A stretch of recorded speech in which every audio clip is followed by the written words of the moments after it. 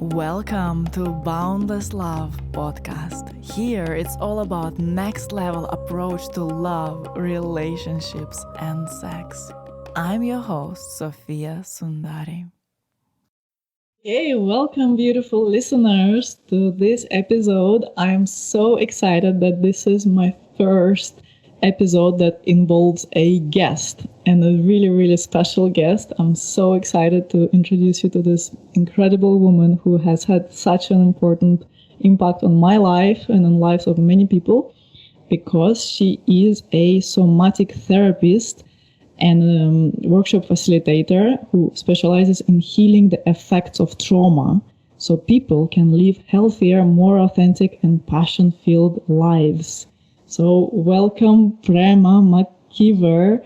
I'm so happy to have you here. You're my first guest, and I've been mind blown by our work together, and I've been talking about you to so many people, but alone, and there are so many people who would love to be touched by your wisdom and your skills and your incredible knowledge. I feel this is a really great presentation to who you are, and I'm so happy to share you with my community as well. Thank you, Sofia. It's a huge honor to be here. I'm so excited to be here with you, and I'm really looking forward to our chance to talk about all these really important things. So thank you. Yes. So I would love to start by inviting you just to share your story with us, like what brought you to this work and how also you felt that your work has changed your relationships, and anything else you feel to share. So I'm almost 50. So there's been quite a few relationships in my life. And there was a general pattern of my relationships that they were very short. They tended not to last very long. There was ways that I just couldn't quite connect the way I wanted to in my intimate relationships. There was emotional baggage there. There was past trauma that was there that was affecting me.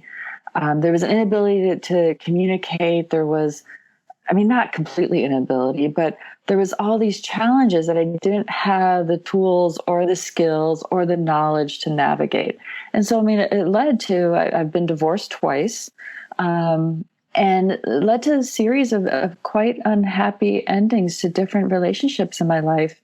And a lot of that just came out of my own unresolved trauma. And it was many years ago that I started to learn about trauma. I was an acupuncturist and herbalist at that time, and a lot of my clients were suffering from trauma. It showed up in their body and their chronic health conditions, and different types of autoimmune disorders, chronic pain, all sorts of different ways. And so I really went into this in-depth study of what is trauma? Why is it impacting us? Why do things that happened to us 30, 40, 50 years ago still affect us today? And so it was out of this search, both for my clients and for myself, that I began an extensive period of getting trained in trauma. And in that process, did a lot of my own self-healing and learned many different ways of being able to work with others to help them get to where they want to be in life. And how do you feel like your relationships have changed since you went so deep into that work? Well, one, I used to have this pattern, and probably a lot of people can relate to it, is I would freeze when there was conflict because of things from my own childhood. When there was anger or conflict or differences in the relationship, I would often freeze. And I also didn't stand up for what I wanted. I couldn't use my voice. I couldn't really speak what was my truth. And so there was a lot of trying to make the other person happy, or I would lose myself in relationships. I had no sense of who I was. And I was often trying to find myself through the relationship I was in. I had a pattern of dating people who were quite older than me. I think I was looking for oftentimes a teacher or a guide in the form of a relationship. And through doing my own healing work, that pattern is now gone. I don't look, what I used to look for in a partner, I could not be less interested in now these days. But I look for now, and I have been happily married now for many years, thank goodness, is intimacy. It's connection, it's honesty, it's talking, it's sharing, it's being able to handle conflicts and differences in a way that we both come out of it feeling like our integrity is intact. We're both speaking our truth. And there's a real heartfeltness. There isn't this sense of somebody wins, somebody loses, somebody has to give, somebody else gets. There's this mutual building and sharing of a life together. And to me, I mean, I would sure you would say the same thing. That's what relationships are about. That's what relationships are about. But as I think we'll get into more in our conversation, relationships are really, they're such this intense part of our lives that can bring out the absolute best in us, but unfortunately also bring out the absolute worst in us often. And when we have unresolved patterns, belief systems, emotional processes from our childhood, they come into our adult relationships. And without us even realizing it, that's often what's running us. That's who's actually in the relationship. Our 5-year-old is in our relationship. Our inner 5-year-old is in our relationship and impacts how we connect and how much we're able to connect. So beautiful. Yeah. Thank you so much for sharing this. I totally can relate to this freeze response. And it's so interesting that, and that's where I would like us to go maybe now, to even identify that there is trauma. Like, I feel like so many people, and it was me for many years, even though I was doing so much spiritual work, so much personal development work, so much deep transformational work. But I did not realize that I actually had a trauma, and I felt that just some of my behaviors and some of my patterns, I was like, okay, that's just how I am. And then only once I recognized that I had a trauma that happened to me in childhood. And I remember when I first started working with you sent me this questionnaire with all sorts of different questions that kind of help us understand where are my weak spots, or where is my traumatic experiences or distortions. And I was so shocked when I was filling it up, because from filling it up, I had the sense that I had every possible trauma. It was like, what? From feeling that trauma is completely from a different world, not about me. But then as we first just that awareness that, oh my God, okay, so that response that I have when I'm getting overwhelmed by someone's emotions, that actually it's a trauma response, or when I freeze on the inside, it's a trauma response. So I would love to explore that with you. How can even people recognize that they have a trauma, or that their partner has a trauma? Because it's so easy to take it personally. Yeah. Trauma is a big word. I mean, everybody's talking about trauma these days. And oftentimes we come up with the idea that trauma would be something like, obviously, physical abuse, sexual abuse, some sort of injury, being in a war, fleeing oppression, being a refugee. Those are what we think of usually as trauma. Now, there's another type of trauma called developmental trauma. So there's shock trauma, which is like these big events that are overwhelming to our nervous system. That's where we get the fight, flight, freeze response coming in. And that can absolutely happen to us as children as well, which would then also lead to developmental trauma. But that's kind of where most of our thinking of what is trauma, and the idea is, okay, if I wasn't abused, then I don't have trauma. So there's this whole other category of trauma that we can call developmental trauma or attachment injuries. And this is where we grew up in families where, not even through any fault of our parents, but our needs as children were not met in many different ways. This shapes us. Our early environment shapes us. So if we grow up in a family, for instance, where let's say the only person who was allowed to have anger in the family was dad or mom, and when that person got angry, everyone else in the family had to submit and do exactly what they wanted them to do, or we knew it was going to get worse. And there's a certain fear energy that then happens in the child, of course, and we learn patterns of behaviors from that. Like I said, we get shaped from our early environment. And so if we have environments growing up where our parents, let's say, are using a lot of substances, they're not connecting with us, but instead there's a lot of perhaps drugs or alcohol in the house, that leads to a feeling of being unsafe. if we're in an environment where our parents, one or both of them, don't have a lot of their own emotional regulation skills. Let's say they have a lot of issues with anger, rage. They can be very explosive. That can be a form of trauma to the child. If we grow up in a household where, let's say, a parent sometimes is really wonderful and loving and they're there, but then other times they're completely gone. We can't rely on them. They seem to be there, then without warning or understanding, then they're gone, and then they're back, and then they're gone, and it's very unpredictable.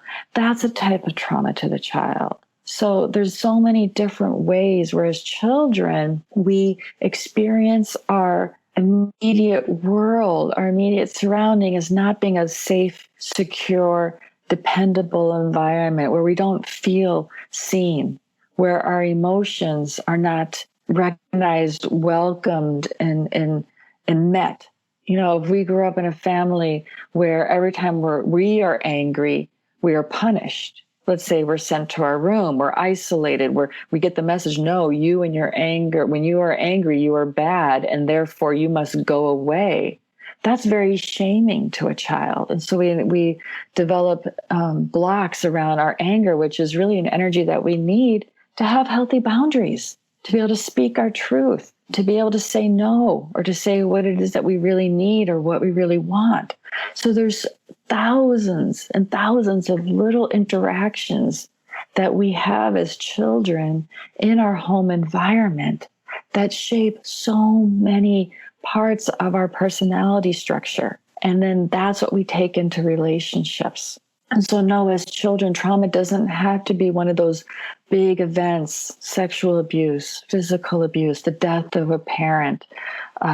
It can be all these smaller events that signal to the child that somehow they are not safe, heard, seen, or lovingly supported.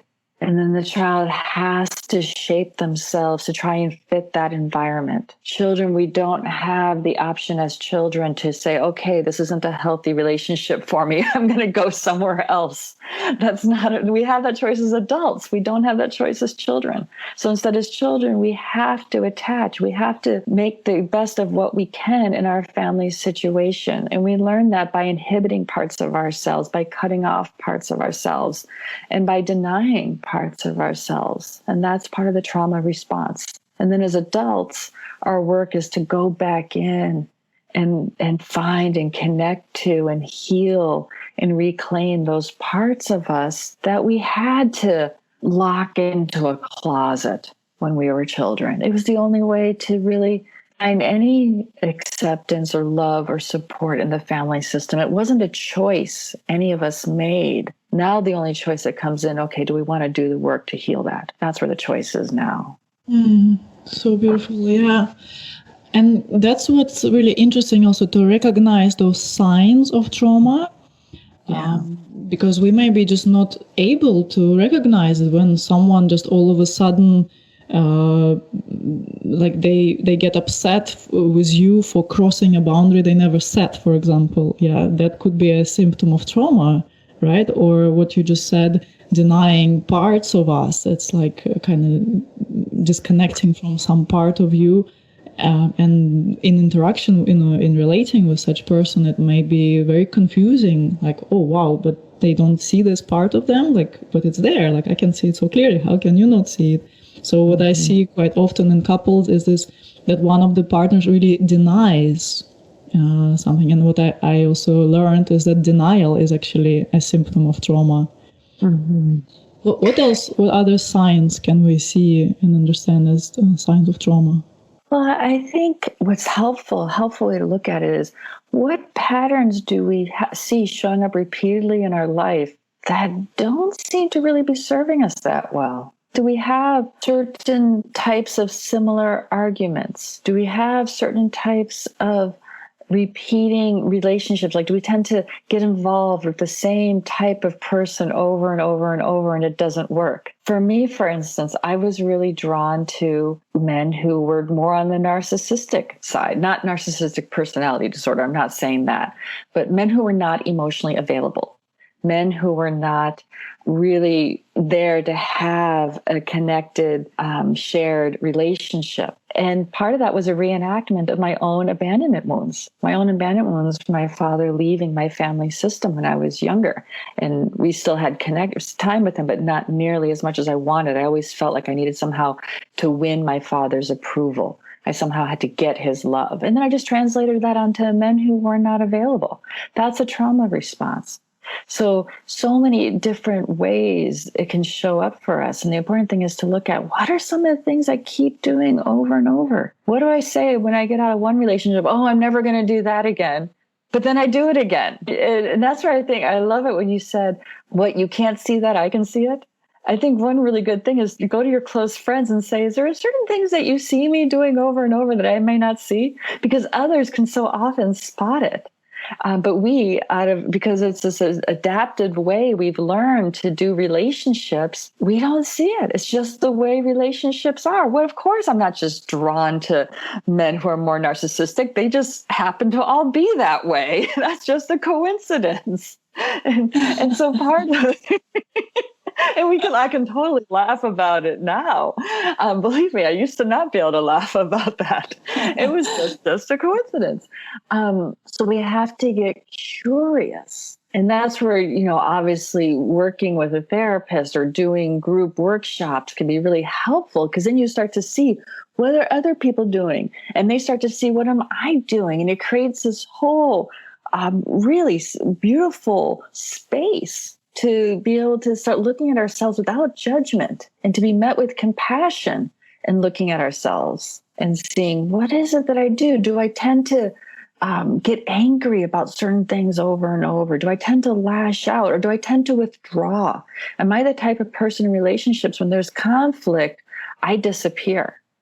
Am I the type of person in relationships when there's conflict, I actually then go to somebody else? Maybe I have another relationship that I then tend to go to and try to let my energy be met by a third person instead of dealing directly with what's happening in my relationship. There's so many different ways that this can show up.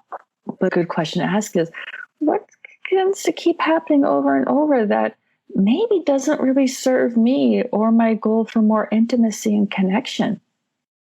Oh, this is so interesting. Well, I would like to go into this feeling this abandonment wound, which sometimes we don't recognize as that, because I think we all have on some level that experience of being abandoned. And what's so fascinating is that we tend to look at our childhood from our adult self, and then you look back and you're like, well, it's not such a big deal that I was alone for 20 minutes. But for the child, I know I had this experience when my parents left me for 20 minutes. I was yelling at the top of my lungs for the whole 20 minutes. I thought it was 50 hours I was there yelling. So for me, it was a very traumatic experience. But now looking back, I'm like, okay, 20 minutes by myself doesn't sound like a big deal. But then how the child perceives it is a completely different thing. And so, sometimes we have this awareness that there was an abandonment, but sometimes there is even a layer on top of it that we just keep attracting people who help us re-experience that abandonment, right? We keep attracting those emotionally unavailable people. So can you speak a bit more to that? Because I feel like so many women, especially men also sometimes, but especially I hear it so much from women that they're like, wow, I just keep attracting those emotional unavailable men. Are there any good men out there? Or everybody is going to be having those narcissistic tendencies and just not be there for me when I need them most? Mm-hmm. Yeah. And I think I'm going to back up just a little bit, because we were saying about being left alone as a child. So much what's important as to whether it ends up being a trauma or not, is there a good repair made? When the parents come back, do they talk to the child? Do they repair? Do they apologize? Do they comfort the child? Or do they just kind of ignore the child's distress and move on like nothing's happened? And then the child learns to ignore their own distress and to move on like nothing's happened. The child has to shut down their feelings, because otherwise it's just going to hurt more and more and more. So important. It is so important and I think also that skill of repair is something that's very challenging in our adult relationships. When there's a conflict, when there's some sort of issue, when we do something that maybe wasn't the greatest thing to do to our partner, it doesn't have to be a big thing, it can be even small things. Are we able to say, honey, I'm sorry. I think I might have stepped on your feelings there, and I really didn't mean to. There's been a couple of really important studies looking at what supports the longevity of relationships. And one of them shows that couples who are able to make repair have, I think it's like 70 to 80% greater chance of lasting. That's like one of the number one skills to develop in a partnership, is the ability to make repair, to acknowledge the feelings and needs of the other, to apologize, and to discuss any disruptions that were there, and then to accept the person. And if you're the person who was hurt, to accept your partner's apology, to be able to accept their apology and then move on together. That is like one of the top relationship skills that we need to be able to have as adults, is the ability to make repair. And as children, we often don't learn it. Parents are just like, stop crying, go, whatever, because our parents were stressed out or whatever it was. Apology is often not modeled in family. So it can be really difficult to learn how to apologize as adults. We feel like, oh no, if I apologize, I'm going to feel like I did something wrong, or I'm guilty, or I'm ashamed, or can't we just get over it, or just move on, or why do you have to be so needy or so sensitive? Those sort of things. Those are all echoes from our childhood relationships that we had, our early environment. But moving on, you were asking about abandonment. Tell me a little bit more, like, what would you like? Because abandonment is such a big topic. And yes, there's this feeling often. Maybe we should talk about attachment theory for a moment. Well, should we do that? Because that will help us understand this. That's super interesting. Yeah, let's dive. Okay. I don't want to sound too academic, but basically there are, and many people know about this now, there's several good books about it. A really good one is called Attached by Amir Levine and the Rachel Heller, I think. But as children, we develop certain styles of attaching to our parents based on our parents' parenting style. So there's either secure attachment, which means our parents were consistent, they were present, they were safe, there was space for us to go out and explore the world, and also know that when we want to come back to them, we can. The child can be on the lap, enjoying all the hugs and kisses, and then they want to go run around, and then they go run around, and then when they're ready, they come back to the lap, and the lap is available, and there's hugs and kisses. So there's a stable, consistent, secure, warm, present. The child feels seen, the child feels appreciated and listened to. That's secure attachment. And it doesn't mean that the parent is able to provide that 100% of the time. That would be nearly impossible. Most studies show that if the parents provided about 60% of the time, 60 to 70% of the time, it's good. The child grows up securely attached and forms a secure attachment style as an adult.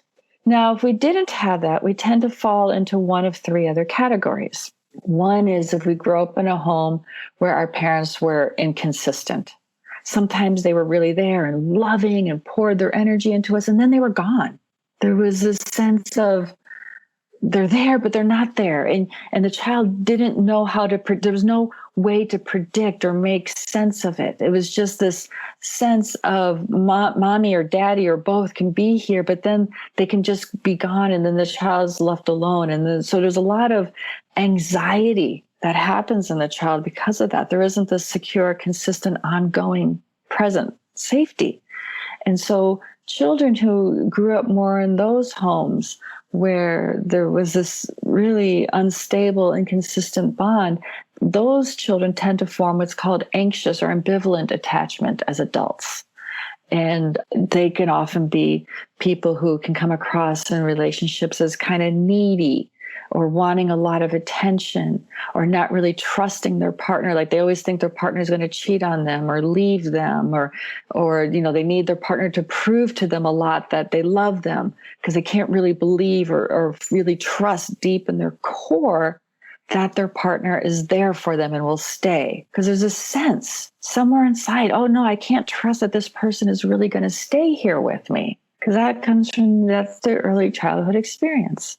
And then kind of on the opposite end of that, are children who grew up in homes where parents were more emotionally distant. Maybe there wasn't a lot of hugs and kisses and I love yous.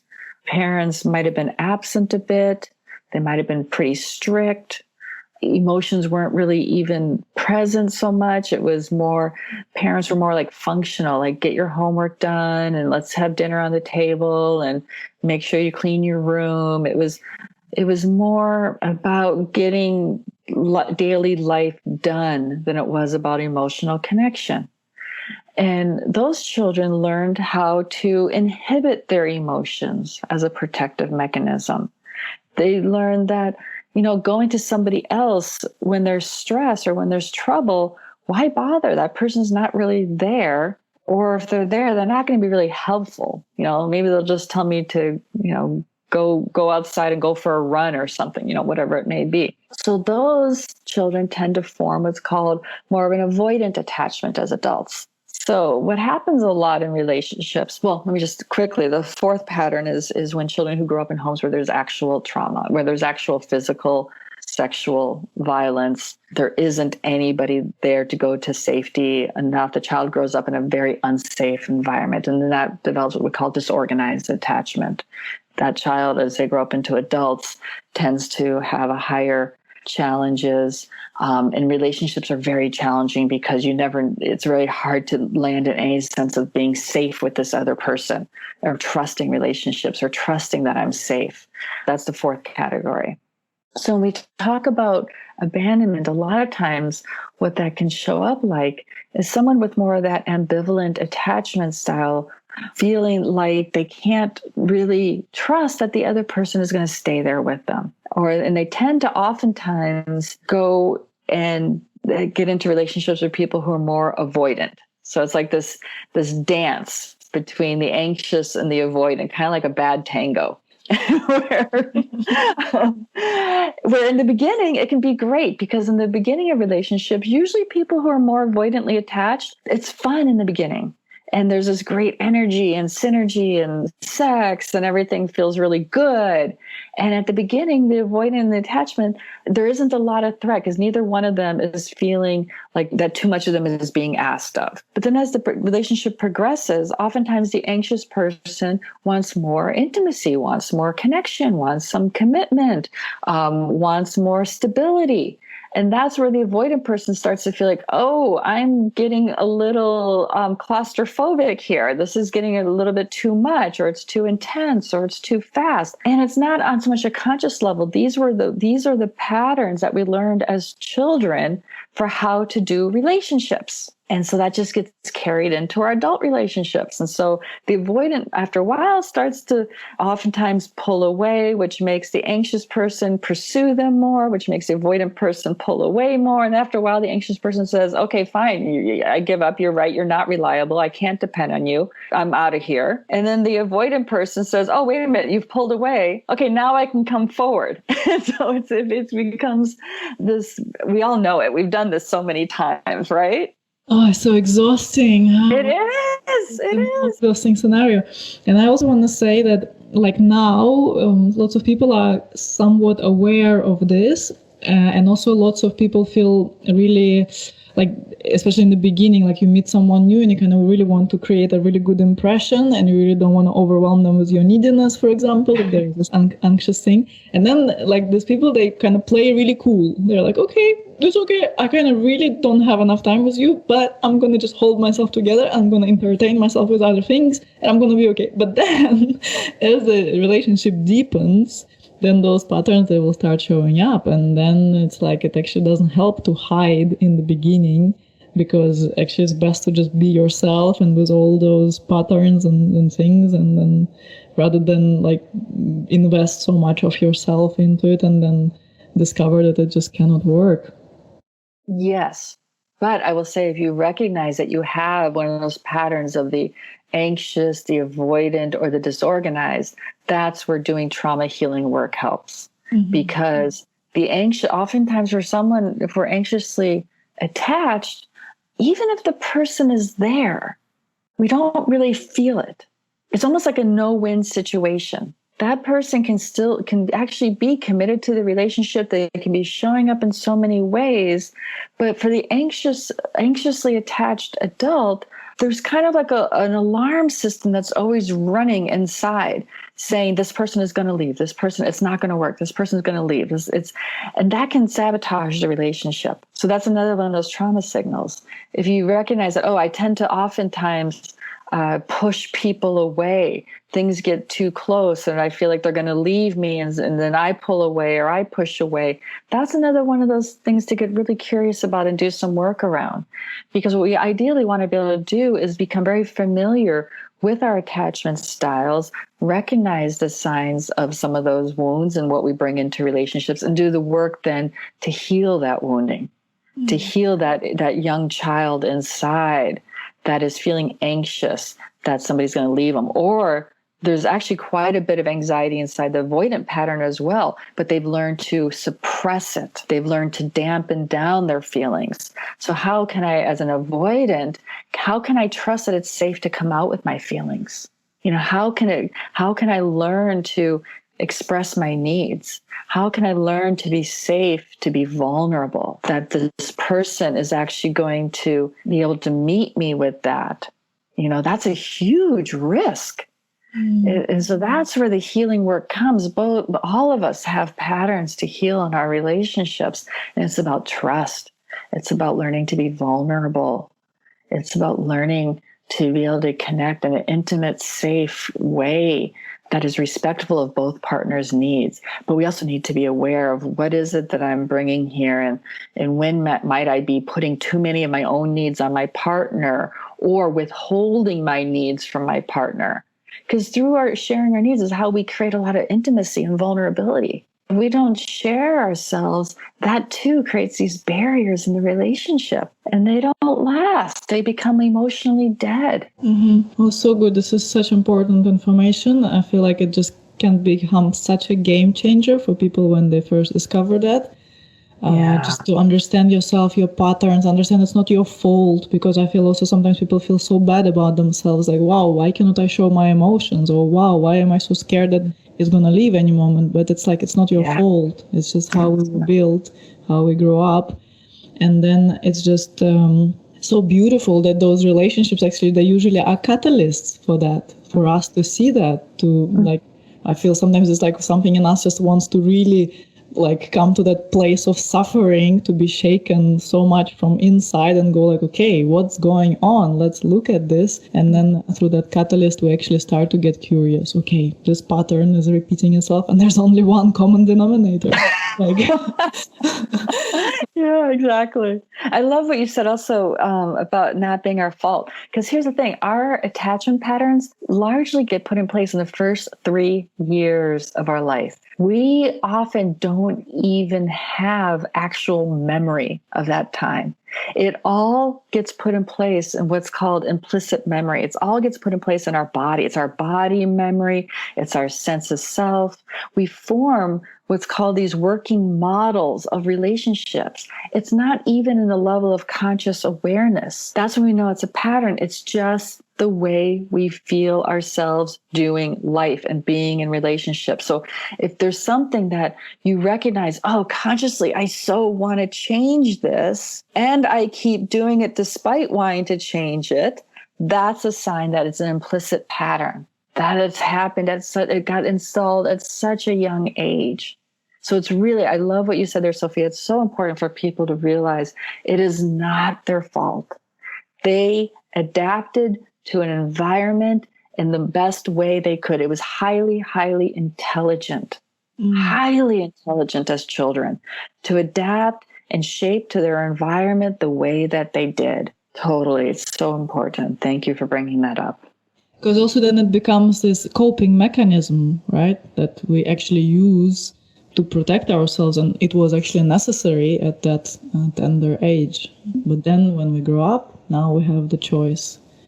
Absolutely. That's where the choice is. Choice is now, I think you just said that the hard work of healing it. Do I want, because we have to heal it, we have to go back in and we have to feel some of those things that were too much for us to feel as children. But here's the difference. When we were children, when we were 3, 4, 5, 6 years old, it was too much. It was overwhelming for that little body with that little nervous system that was completely reliant, that was their world, and there was nothing else. Of course, it was too overwhelming.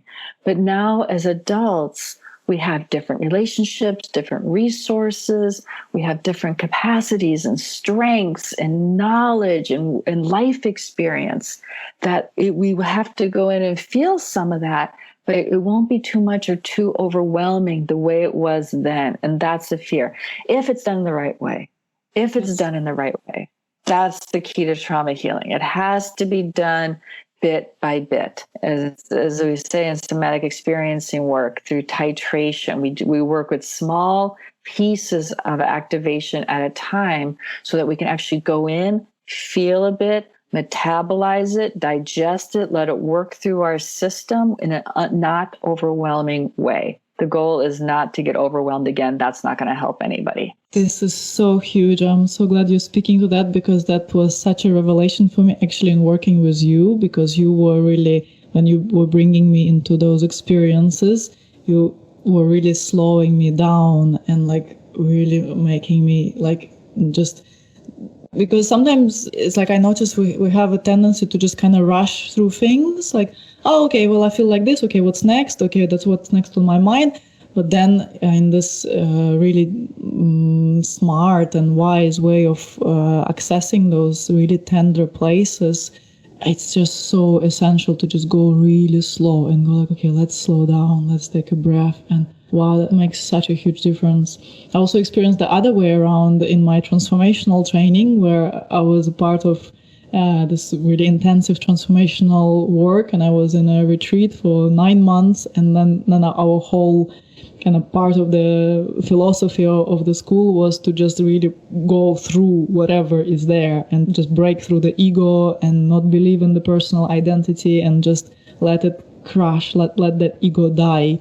And then when I hit a really big traumatic piece inside of me where I felt just so not belonging, felt so alone, so miserable, just like so bad about myself, I kept being invited into just do it anyway and just push through it and just go into it. And that just resulted in such a big heartbreak. And I had to really collapse and actually eventually just try to still cope and become really, really quiet and invisible.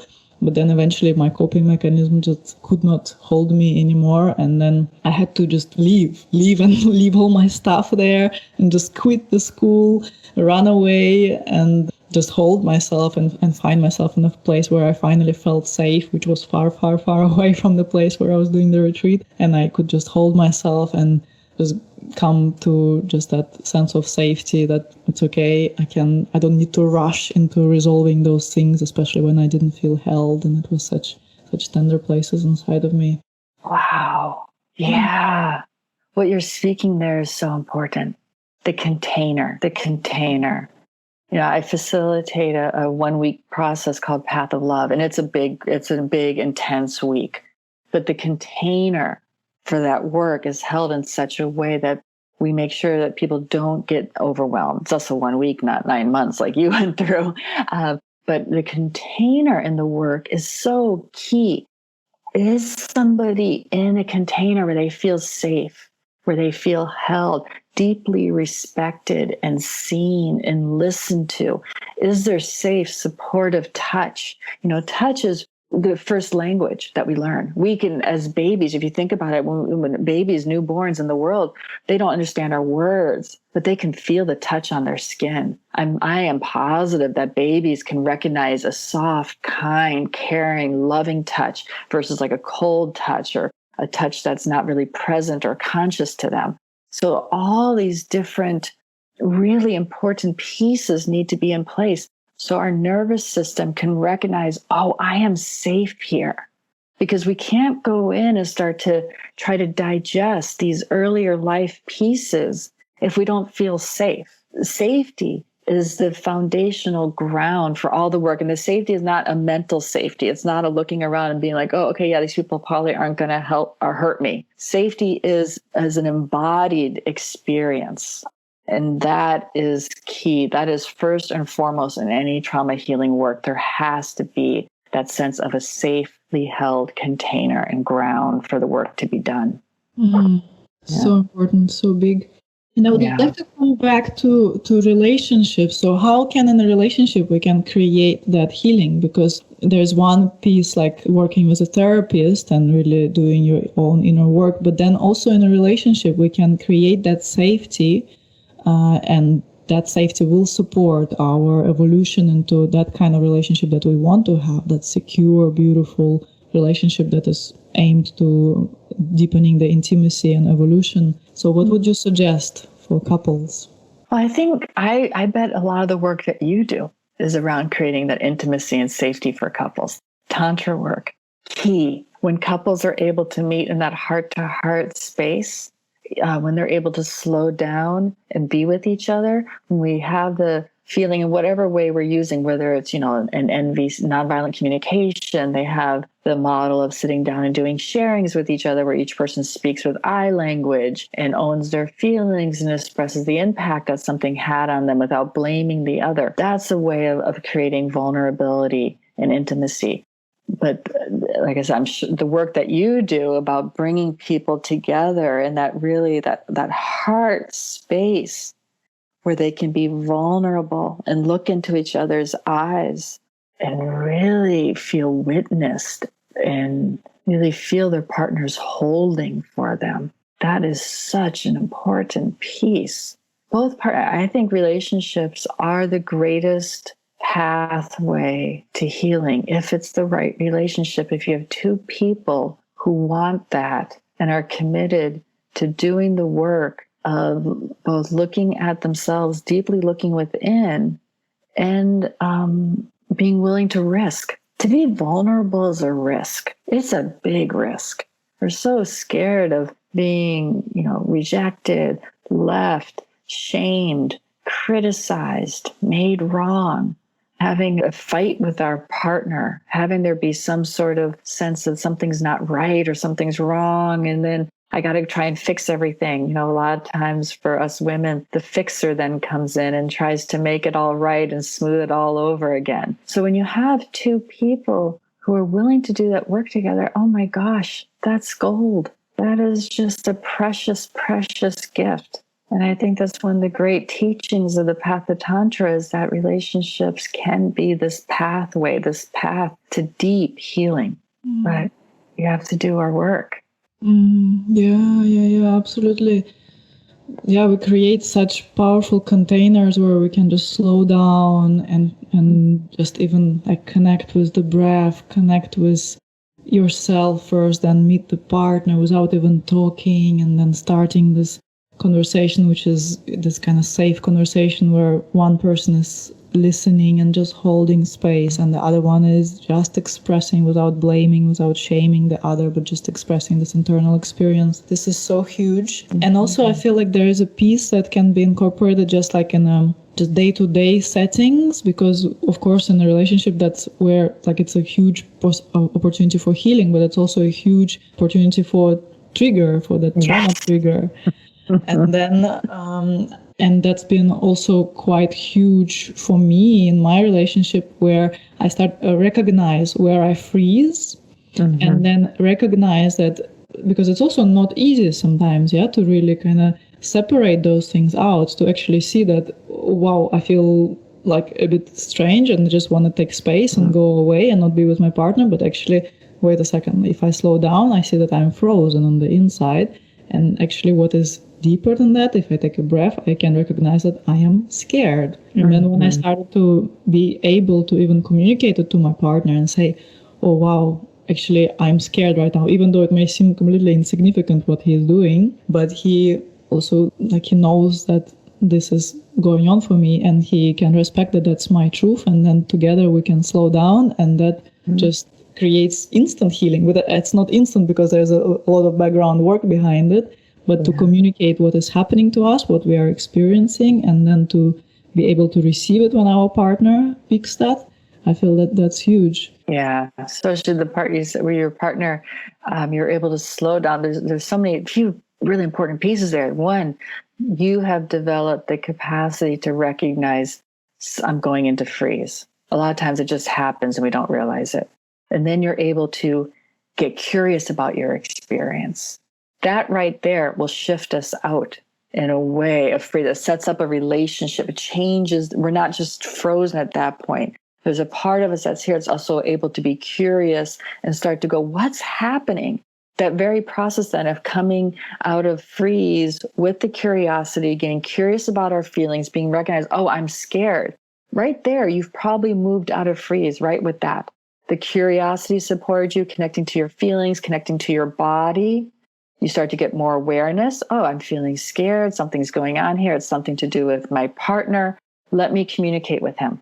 Now at that point, you're out of freeze. You're actually gone from freeze to a connection to your body and your feelings. And now you're going to your partner, not out of fear, but looking for connection. That's ventral vagal. That's going to our partner, going to the person who we should be able to go to for safety, and expressing to them your feelings. I'm feeling this, I'm feeling X, Y, and Z right now. And then beautifully, your partner is able to hear you and not get defensive or reactive against it, but listen and hold a space there.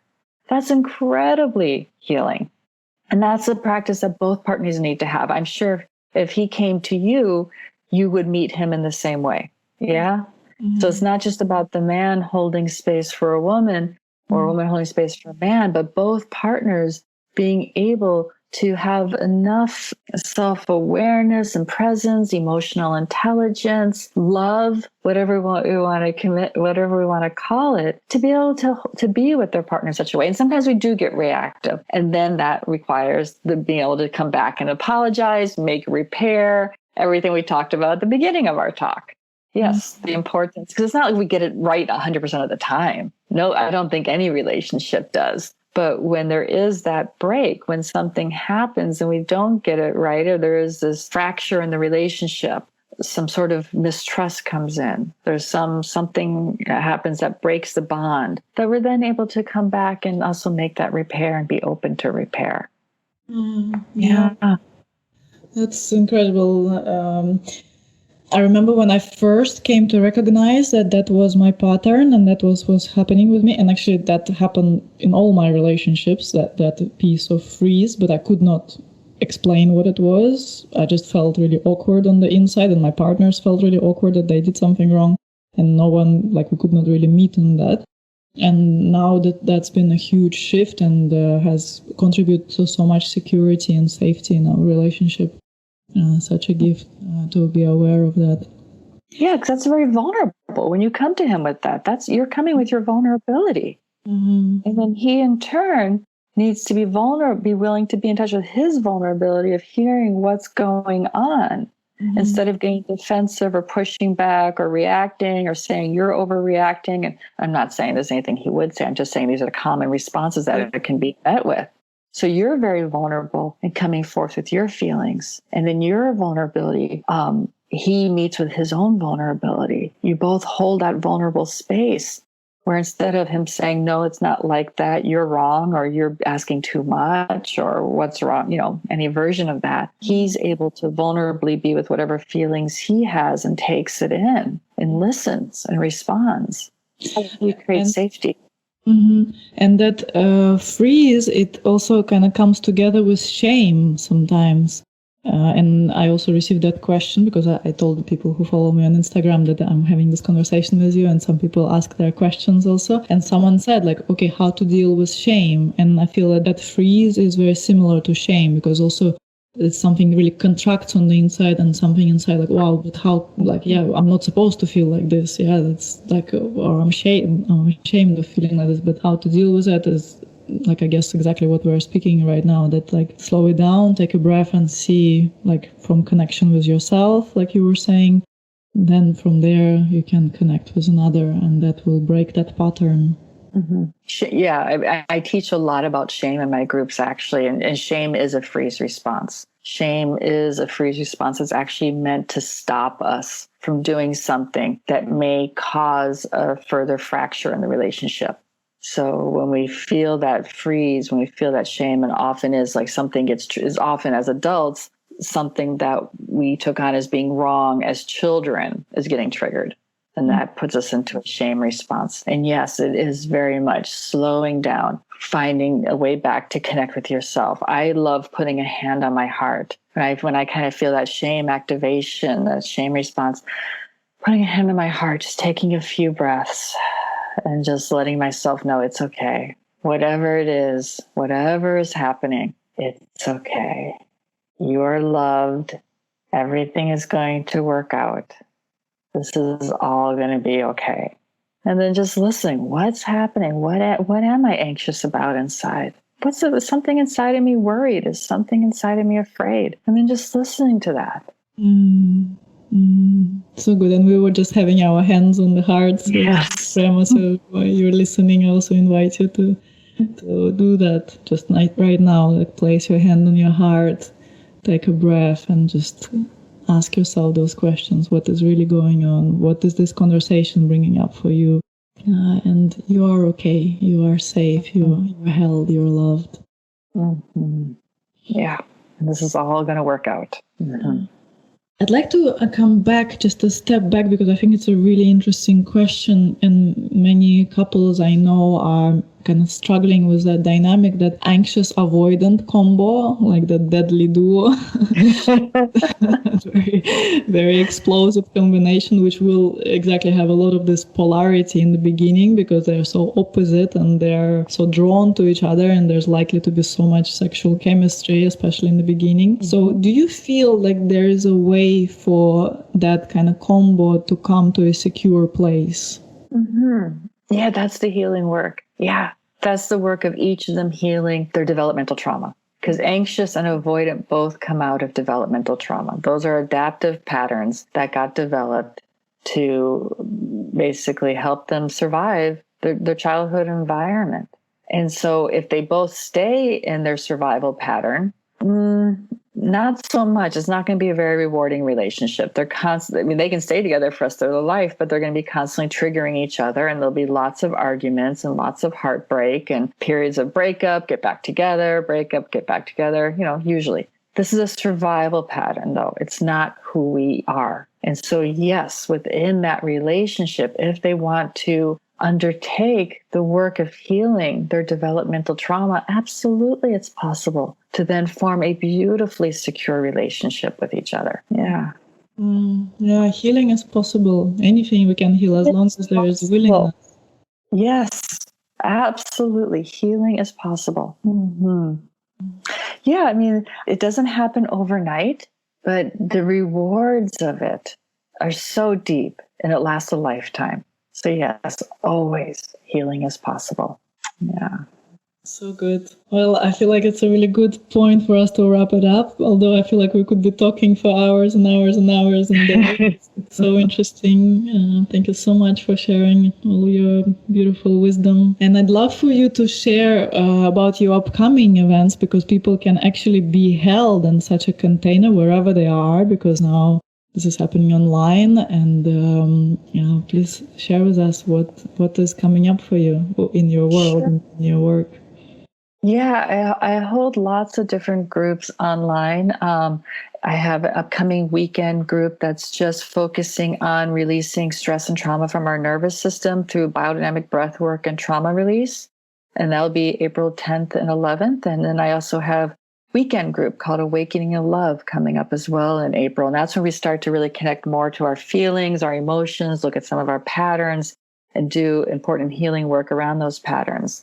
Those are both weekend groups in April. And then for people who want to do more of a deeper dive, I'm teaching a 6-week course on healing developmental trauma. And that's where we'll go through the stages, starting from in utero to about age 5 or 6, looking at what are the important needs at each developmental stage and what happens when those needs are not met. How do we shape ourselves? What kind of personality adaptations come on? How does it really actually affect our nervous system, our body? We talk about shame in there. All sorts of things are looked at in that 6-week group. So people really get to understand some of these unconscious personality structures, these patterns. But for all my groups, my website is sacredinquiry.com. And you can go right there, and there's always more and more being added. And if people have questions, they can also reach me through my website. I'm happy to answer questions. Yeah, and I want to thank you, Sofia. Thank you for bringing me on. This was such a wonderful conversation to have with you. I feel like we could have talked forever, but really sweet. And I hope the people listening, this has been helpful for them, that it's beneficial for them, that some light bulbs go off, and also that they get, I love how you ended there, that healing is always possible. Yes, our history is not determinant of our future. Change is possible. Healing is possible. We can live lives with more health, with more passion, with more love, with more connection. Boom. Yes. Boom. Oh, I so loved talking to you. Thank you so much. I appreciate so much you being here with us. And for all the listeners, I will also drop all those links to Prema's events in the resources on my website and the page connected specifically to the podcast. So it's sofiasundari.com/podcast. There you can find all the show notes. And thank you so much for being with us today. If you love the podcast, welcome to subscribe and even leave a review.